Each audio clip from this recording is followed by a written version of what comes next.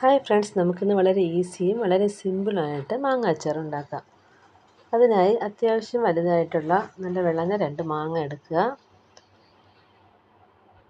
അതിനെ ചെറുതായി നുറുക്കി വയ്ക്കുക. അതിലേക്ക് ആവശ്യത്തിന് ഉപ്പും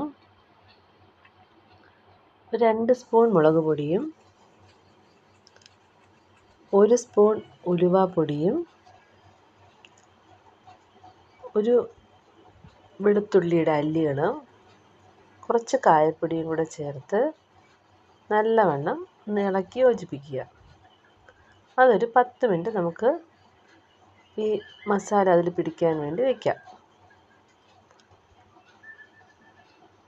അത് കഴിഞ്ഞ ശേഷം ഒരു മൺചട്ടി അടുപ്പിൽ വയ്ക്കുക.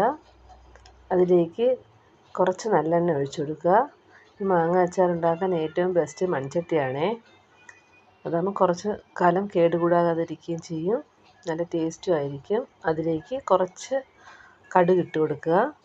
കടുക് ഒന്ന് പൊട്ടി വരുന്ന സമയത്ത് നമുക്ക് കറിവേപ്പിലയും വറ്റൽമുളകും ഇട്ട് കൊടുക്കാം.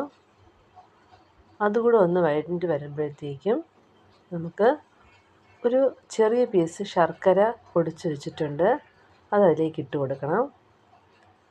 ആ എണ്ണയിൽ കിടന്ന് ശർക്കര ഒന്ന് അലിഞ്ഞു വരുന്ന സമയത്ത് നമ്മൾ മാറ്റി വെച്ചേക്കുന്ന മാങ്ങാക്കൂട്ട് അതിലേക്ക് ഇട്ട് കൊടുക്കുക.